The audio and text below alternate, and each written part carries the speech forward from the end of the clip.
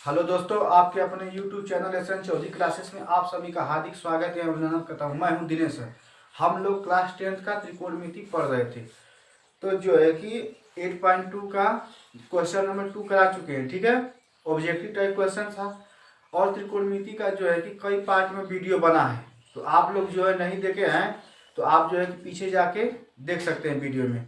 ठीक है दोस्तों, यदि आप नए हैं तो यदि आपको वीडियो अच्छे लगे तो आप जरूर चैनल को सब्सक्राइब कीजिए, लाइक कीजिएगा। ठीक है दोस्तों, तो चलिए हम लोग स्टार्ट करते हैं क्लास 10th का त्रिकोणमिति प्रश्नावली 8.2 का क्वेश्चन नंबर 3 आपके सामने बोर्ड पर ये रहा।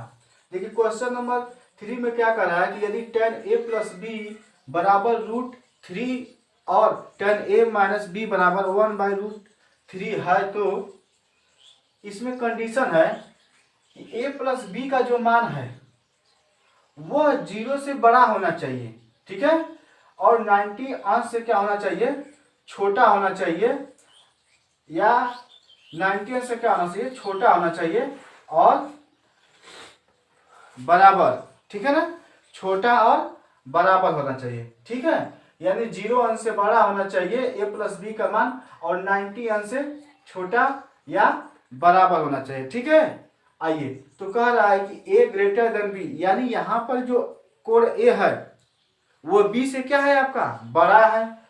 तो a और b का मान ज्ञात करना है। तो हमको ज्ञात करना है कि a का मान क्या होगा, b का मान क्या होगा। तो इसमें हम लोगों को क्या है कि जैसे कोण a कोण b क्या है, आपका एंगल है, तो हमको एंगल डिफाइन करना है कि वो कौन सा कोण होगा। ठीक है दोस्तों, तो हम लोग चलिए हल करते हैं इसको। ठीक है, देखिए तो सबसे पहले जो दिया है उसको लिख लीजिए। तो tan a प्लस बी बराबर आपका दिया है √3, और एक और आपको दिया है tan a माइनस बी बराबर 1/√3। और कंडीशन क्या है कि जो a प्लस बी का जो मान होना चाहिए वह 0 अंश से बड़ा होना चाहिए। a प्लस बी का मान 0 अंश से बड़ा होना चाहिए और 90 अंश से छोटा या बराबर। ठीक है, देखिए छोटा या बराबर होना चाहिए, और इसमें a जो है कि बड़ा होना चाहिए कोण b से दोस्तों। ठीक है, तो चलिए हम लोगों को हमसे पूछा है कि कोण a का मान क्या होगा और कोण b का मान क्या होगा, तो यही हमसे पूछा है। तो देखिए इसको कैसे हल करेंगे। तो ये जो आपका है, ठीक है, देखिए यहाँ पर tan है तो यहाँ पर √3। दोस्तों आप लोगों को जो है कि हम टेबल त्रिकोणमितीय सारणी कैसे याद किया जाएगा आसानी तरीके से, वो मैं आपको पिछले वीडियो में बता चुका हूँ। तो आप लोग जो है कि जाके देख लीजिएगा। ठीक है, इस वीडियो को देखने के बाद तो यदि आपको आसानी से याद रहेगा तो सवाल भी आसानी से हल होगा। ठीक है दोस्तों, आइए यहाँ पर तो हम लोग क्या करेंगे, tan a प्लस बी बराबर √3। तो √3 कितना होता है, आप कहोगे tan 60 अंश का मान कितना होता है, tan 60 अंश का मान। अब जब आप जानोगे tan 60 अंश का मान √3 होता है तभी इसको लगा पाओगे आसानी तरीके से। ठीक है दोस्तों, आइए तो हम कह देंगे समीकरण नंबर 1।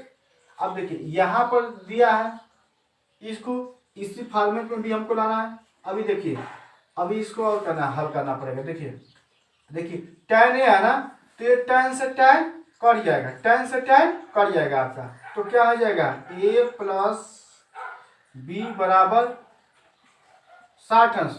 एक बात ध्यान देना दोस्तों, यदि हम tan से tan इधर काट देंगे, tan से tan इधर काट देंगे, ठीक है ना, जैसे देखो ये कट गया, ये भी आपका कट गया। ठीक है, लेकिन जो है कि यहाँ पर इस तरीके से काटा नहीं जाता है। ठीक है ना, आप बस आप आगे लिखिए, ठीक है ना, टीचर समझ जाएगा।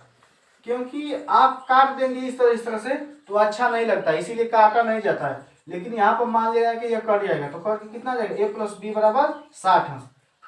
तो हम समीकरण नंबर 1 मान लेंगे। यहाँ देखिए तो tan a माइनस बी बराबर, ये देखिए tan किसका मान है, देखिए यहाँ पर tan है तो आपका tan भी लेना पड़ेगा, क्योंकि दोनों ओर कैंसिल करना है और हमको a minus B, A plus B में समीकरण बनाना है और a का मान ज्ञात करना है और b का मान ज्ञात करना है। तो a और b में ही रिलेशन निकालना पड़ेगा हमको दोनों समीकरण से।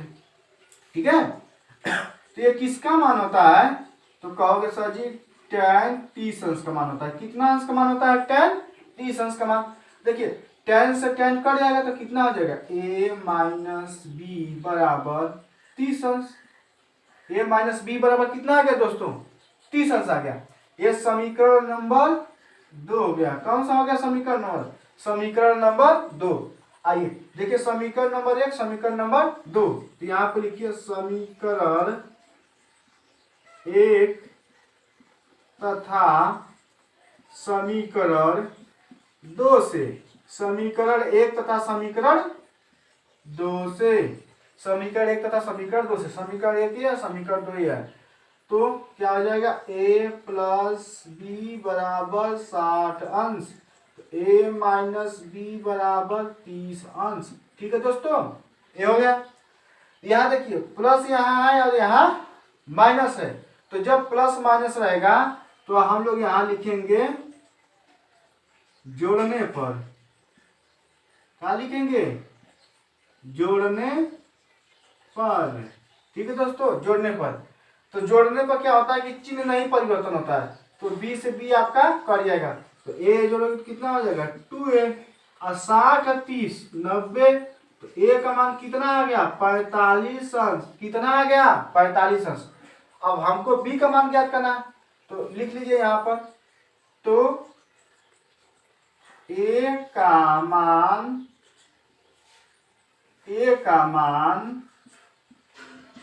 समीकरण 1 में रखने पर, 1 में रखने पर। ठीक है दोस्तों, तो a का मान कहाँ रखेंगे? समीकरण 1 में रखें। समीकरण नंबर 1 ये है, a प्लस बी बराबर 60 अंश। a प्लस बी बराबर कितना है आपका? 60 अंश है दोस्तों। a का मान कितना है? 45 अंश। ठीक है, प्लस b बराबर 60 अंश। b बराबर कितना आ जाएगा? 60 अंश माइनस 45 अंश। तो b बराबर कितना आ गया दोस्तों? तो b बराबर आ जाएगा 15 अंश। ठीक है, आइए तो हमारा आंसर कितना आ गया? तो आ गया कितना? तो एक आ गया 45 अंश और दूसरा आ गया 15 अंश। ये हमारा क्या है दोस्तों? आंसर है। तो देखिए यहाँ पर कहा है a ग्रेटर देन b, तो a का मान यहाँ पर कितना है? 45 अंश है और b का मान कितना है दोस्तों? 15 अंश है। तो हम लोगों का ये सेटिस्फाई भी कहा है और हम लोगों का आंसर भी आ गया है। तो उम्मीद है आपको ये क्वेश्चन अच्छी तरीके से समझ में आ गया है। अब हम लेते हैं क्वेश्चन नंबर 4।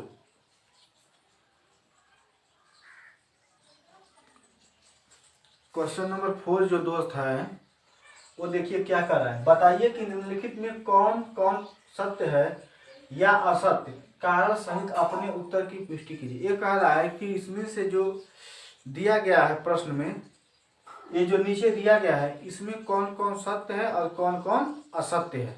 ठीक है, यानी कौन कौन सही है स्टेटमेंट और कौन कौन गलत है तथ्य। ठीक है, तो इसको हम लोग देखते हैं किस प्रकार। ये देखो, ये जो चौथा नंबर क्वेश्चन है ये पूरा एकदम से टेबल पर आधारित है, यानी कि जो आपका त्रिकोणमिति सारणी है उसी पर ये क्या है? बेस्ड है, उसी पर है। यदि त्रिकोणमिति सारणी आपको आता है तो ये सवाल आपको आता है, यदि नहीं आएगा भाई तो आप कोई सवाल नहीं कर पाओगे। ठीक है, ठीक है, तो चलते हैं बताते हैं। देखिए कितना आसानी से आप लोग हल कर सकते हो। देखिए अब हम लोग हल कर रहे हैं, यहाँ पर लिख लेते हैं हल। ठीक है, तो हम लोग पहला वाला हल करेंगे। ए कह रहा है कि साइन a प्लस बी बराबर साइन कोष्ठ में a प्लस बी बराबर sine a plus sine B, क्या ये बराबर होता है? यानी ये कह रहा है कि sir ji sine a plus B बराबर है sine a plus sine B. Sine B. ठीक है दोस्तों, यानी कि साइन ए प्लस बी जब कोष्टक में है तो यदि हम इसका इसमें मल्टीप्लाई कर देंगे, यानी साइन साइन के साथ ए आ जाएगा और साइन के साथ यदि बी हो जाएगा, यानी अलग अलग हो जाएगा दोनों को, तो क्या ये दोनों बराबर तभी होंगे? क्या तभी बराबर होंगे? तो हम लोग क्या करते हैं, आप ए एंगल है, बी भी एंगल है, तो आप कोई मान सकते हो, 0 अंश मान लीजिए, 30 अंश मान लीजिए, 45 अंश मान लीजिए। ठीक है, चलिए हम लोग करते हैं। तो हम लोग मान लेते हैं कि आपका ए बराबर 0 अंश, कितना? ए बराबर 0 अंश, और बी बराबर कितना लेंगे? बी बराबर कुछ भी ले लीजिए, आपकी इच्छा है। बी बराबर ले लीजिए आप 30 अंश। ठीक है, चाहे यहां पर 0 अंश लिया गया है तो आप बी बराबर भी 0 अंश ले लोगे तो कोई दिक्कत नहीं है। ठीक है, चलिए, लेकिन हम यहाँ पर 0 अंश ले लिए, यहाँ पर 30 अंश ले लिए। आइए, तो ये कितना हो जाएगा, साइन 0 अंश प्लस 30 अंश बराबर साइन 0 अंश प्लस साइन 30 अंश। देखिए, तो यहाँ जोड़ देंगे 0 में 30 तो 30 हो जाएगा, यानी साइन 30 अंश बराबर साइन 0 अंश प्लस साइन 30 अंश। तो साइन 30 अंश का मान कितना होता है, 1/2। अब देखिए, साइन 0 अंश का मान 0 प्लस साइन 30 अंश 1/2। तो यहाँ पर आप देख रहे हो कि बराबर आ रहा है। ठीक है, अब हम लोग क्या करेंगे कि और दूसरा लेकर के मान रखेंगे। ठीक है, देखिए अब हम क्या कर रहे हैं कि हम दूसरा ले रहे हैं। ठीक है, अब हम क्या करेंगे कि देखिए यहाँ पर हम ले रहे हैं, अब जो है कि ए का मान ले रहे हैं 30 अंश। ठीक है, और जो बी का मान है वो ले रहे हैं 60 अंश। समझ रहे हैं दोस्तों, एक मान ले रहे हैं और उस पर सेटिस्फाई कर रहा है, तो इसका मतलब ये नहीं कि वो सेटिस्फाई ये सत्य होगा। हम दूसरा वैल्यू लेंगे, तीसरा वैल्यू लेंगे, यानी आप कितना भी वैल्यू ले लीजिए, कितना भी आप मान ले लीजिए। ठीक है दोस्तों, तो यदि सभी पर यदि बराबर आ रहा है तो बराबर है, यदि बराबर नहीं आ रहा तो बराबर नहीं है। देखिए, तो ये कितना हो जाएगा आपका, साइन ए प्लस बी बराबर साइन ए प्लस साइन बी, ठीक है। तो साइन देखिए, तो साइन ए का मान कितना है 30 अंश, बी का मान कितना है 60 अंश, और यहाँ पर कितना है साइन 30 अंश और साइन 60 अंश। ठीक है, तो देखिए इसको जोड़ देंगे तो 90 अंश हो जाएगा, साइन 90 अंश। ठीक है, तो साइन 90 अंश का मान कितना होता है, तो आप कहोगे सर जी 1 होता है, बराबर। देखिए साइन 30 अंश का मान होता है 1/2 प्लस इसका मान होता है √3/2। तो ये कितना हो गया 1 बराबर 1 प्लस रूट में 3/2। समझ रहे ना, यानी कि देखिए 2 है ना, हर में 2 है तो 2 पर एलसीएम ले लेंगे। ठीक है, और 2 का भागा 2 में देंगे 1 बार जाएगा, 1 का गुणा 1 में करेंगे तो 1 आएगा, 2 का भागा 2 में लेंगे तो 1 बार जाएगा, 1 बार जाएगा, और 1 का गुणा √3 में करेंगे तो √3 आ जाएगा। देखो ये बराबर है, ये बराबर नहीं है, यानी हमारा आंसर क्या हो जाएगा, हमारा आंसर हो जाएगा असत्य है। क्या है, असत्य। यानी जो पहला चौथा जो पहला नंबर है वो क्या है आपका, असत्य दोस्तों। ठीक है, अब हम लोग चलते हैं दूसरा देखते हैं। ठीक है, अब हम लोग दूसरा हल करते हैं, ये देख लीजिए, इसको उतार लीजिए और साथ साथ नोट्स भी बनाते चलिए। ठीक है, आइए, हमें उम्मीद है आपको समझ में आ रहा है। तो सभी मान पर यह है जो है कि सेटिस्फाई करना चाहिए, सेटिस्फाई कर रहा है तब तो सही है, नहीं तो आपका गलत हो जाएगा। ठीक है, हम लोग अब दूसरा देखते हैं। दूसरा का है कि थीटा में वृद्धि होने के साथ साइन थीटा के मान में भी वृद्धि होती है। तो हम लोग इसको कैसे हल करते हैं, देखिए यहाँ लिख लीजिए थीटा, यहाँ लिख लीजिए साइन थीटा। ठीक है, देखिए 0 अंश यहाँ लिखिए, 30 अंश, 45 अंश, 60 अंश, 90 अंश दोस्तों। ठीक है, अब देखिए 0 अंश का मान कितना होता है बताइए।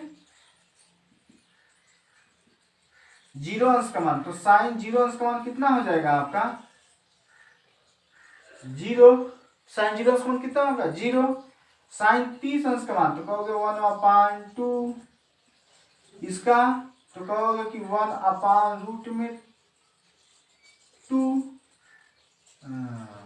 1/2, 1/√2। ठीक है, इसका कहोगे तो √3/2, इसका कितना होगा 1 होगा दोस्तों। ठीक है, यानी थीटा का मान यहाँ बढ़ रहा है, इधर ध्यान दीजिए, यहाँ थीटा का मान क्या है बढ़ रहा है, 0 अंश, 30 अंश, 45 अंश, 60 अंश, 90 अंश।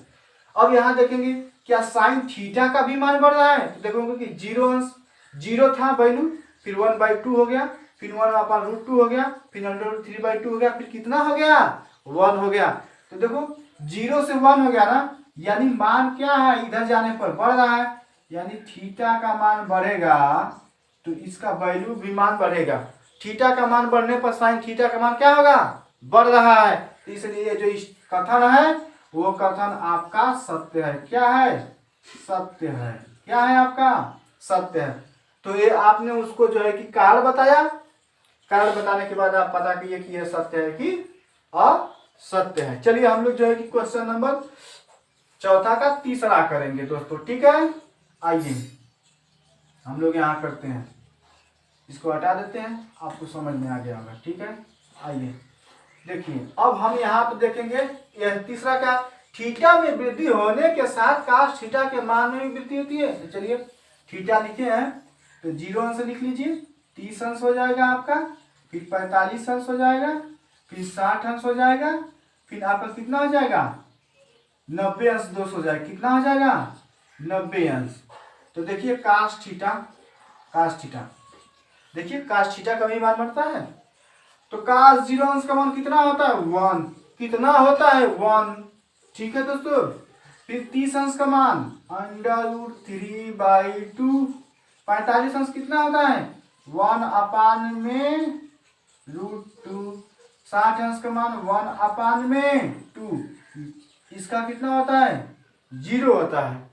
ठीक है, तो यहाँ देख रहे हैं कि यहाँ पर तो यदि मान बढ़ा रहे हैं, थीटा का मान बढ़ा रहे हैं, लेकिन इसका मान घट रहा है तो नहीं, ये उल्टा हो रहा है, बढ़ नहीं रहा है, बल्कि इधर देखिए ये बढ़ नहीं रहा है, ये क्या हो रहा है इधर जाने पर इसका मान क्या हो रहा है, इधर जाएंगे तो घट रहा है। भाई देखो 1 है, फिर √3/2 है, फिर 1/2 है, 1/2 है, फिर कितना हो गया 0 हो गया, यानी 1 से घटते घटते घटते कहाँ चला गया 0 पर चला गया, यानी थीटा का मान तो बढ़ रहा है, लेकिन दोस्तों काश थीटा का मान क्या हो रहा है 1 से 0 हो रहा है, यानी घट रहा है, यानी यह तो बढ़ रहा है, यह तो बढ़ रहा है, लेकिन हम लोग इधर चलते हैं तो यह क्या हो रहा है आपका घट रहा है। तीर का निशान नीचे का मतलब घट रहा है और तीर का निशान ऊपर का मतलब बढ़ रहा है, तो थीटा का मान बढ़ेगा लेकिन काश थीटा का मान घट रहा है। तो यहाँ पर कह रहा है कि काश थीटा के मान में वृद्धि होगी, तो ये जो है कि आपका आंसर क्या है असत्य है। क्या है दोस्तों असत्य है आपका, क्या है आपका असत्य है। तो क्वेश्चन नंबर ये आपका तीसरा था, तीसरा ठीक है ना, तो क्वेश्चन नंबर तीसरा का क्या है ये आपका असत्य हो गया। चलिए चौथा देख लेते हैं, उसके बाद पांचवा भी देख लेते हैं, हमें उम्मीद है कि आपको ये समझ में आ गया है। चलिए आइए देखते हैं हम लोग क्वेश्चन नंबर चौथा का चौथा पर आ गए दोस्तों। ठीक है, चौथा पर कहाँ आ गए चौथा पर आ गए हम लोग। ठीक है, क्वेश्चन नंबर चौथा ये क्या करा कि थीटा के सभी मान पर साइन थीटा बराबर काश थीटा होगा। देखिए तो साइन थीटा बराबर काश थीटा, यानी थीटा का जब मान रखेंगे, कोई भी मान रखेंगे, कहा सभी मानों पर काश साइन थीटा का मान काश थीटा के बराबर होता है। तो चलिए मान रख के देख लेते हैं। तो हम जो है कि थीटा का मान कितना लेंगे, थीटा का मान 0 ले तो यदि थीटा बराबर 0 अंश, तो देखिए साइन 0 अंश बराबर काश 0 अंश। बताइए साइन 0 अंश का मान कितना होता है 0, जबकि काश 0 अंश का मान कितना है 1, ये बराबर नहीं है। ठीक है, अब देखिए यदि थीटा का मान 30 अंश लीजिए, देखिए तो साइन थीटा बराबर काश थीटा, यहाँ रखिए साइन 30 अंश बराबर काश 30 अंश। तो इसका मान कितना होता है, इसका मान 1/2 होता है, जबकि इसका मान कितना होता है √3/2 होता है। तो यहाँ पर भी बराबर नहीं है। थीटा का मान आप रख दिए 45 अंश। देखिए तो 45 अंश रखेंगे तो साइन थीटा बराबर काश थीटा। ठीक है, तो यहाँ पर रखिए तो साइन 45 अंश बराबर काश 45 अंश। ठीक है, तो इसका मान कितना होता है 1/√2 बराबर 1/√2। ठीक है, तो दोस्तों आपका 0 से 90 अंश के बीच में सिर्फ 45 अंश जब लेंगे तो अभी जो है कि यहाँ पर साइन थीटा काश थीटा का मान बराबर होता है। तो इसका मतलब ये नहीं है कि साइन थीटा काश थीटा का मान बराबर होगा दोस्तों, नहीं, सभी वैल्यू पर यदि साइन थीटा काश थीटा का मान बराबर आएगा तभी कहेंगे कि ये हमारा सत्य है, यानी साइन थीटा बराबर काश थीटा होगा। यदि बराबर नहीं आ रहा सभी पर तो ये कतन सही नहीं है। चलिए आगे और ले लेते हैं, थीटा का मान ले लेते हैं 60 अंश, साइन 60 अंश बराबर, अभी थीटा लिख लेते हैं, थीटा बराबर काश थीटा। ये कितना हो जाएगा साइन 60 अंश बराबर काश 60 अंश। ठीक है, अब देखिए इसका मान रखिए यहाँ पर तो कितना आ जाएगा, तो ये हो जाता है √3/2 बराबर, देखिए इसका मान रखेंगे तो 1/2 हो जाएगा, तो ये बराबर नहीं है। अब चलिए थीटा बराबर जब 90 अंश ले लेंगे तो क्या हो जाएगा, तो साइन थीटा बराबर काश थीटा। ठीक है दोस्तों, तो यहाँ रखिए साइन, ठीक है, साइन कितना हो जाएगा आपका साइन 90 अंश बराबर काश 90 अंश। ठीक है, तो ये कितना हो जाएगा, इसका मान तो 1 होता है लेकिन साइन 90 अंश का मान 0, तो यहाँ पर भी बराबर नहीं है दोस्तों। ठीक है, तो आप देखिए सिर्फ एक जगह बराबर बकिया, सब जगह बराबर नहीं है, तो हमारा ये जो है कि असत्य हो जाएगा। क्या हो जाएगा, असत्य हो जाएगा। क्या हो जाएगा, असत्य आंसर हो जाएगा। ठीक है, उम्मीद है आपको पसंद आएगा। चलिए हम लोग जो है कि लास्ट देख लेते हैं आपका। ठीक है, इसको लगा लीजिए, इसको साथ साथ में बनाते रहिए नोट, आगे चलते हैं। ठीक है, आइए देखिए पांचवा क्या है, कह रहा ए बराबर 0 अंश पर काट ए परिभाषित नहीं है। समझिए बात को, यदि ए बराबर जब 0 अंश लेंगे तो ये कह रहा है कि परिभाषित नहीं है। देखिए परिभाषित नहीं है का मतलब क्या है, अपरिभाषित। अपरिभाषित नहीं है का मतलब क्या है, अपरिभाषित है, अपरिभाषित। ठीक है ना, अपरिभाषित, अपरिभाषित, अपरिभाषित नहीं है कि मतलब क्या होता है, अपरिभाषित होता है। ठीक है, आइए हम लोग जो आगे करते हैं। ठीक है, अब यहाँ पर लोग बच्चे लोग कंफ्यूज हो जाएंगे, परिभाषित नहीं है इसका मतलब क्या होगा, कंफ्यूजन नहीं है।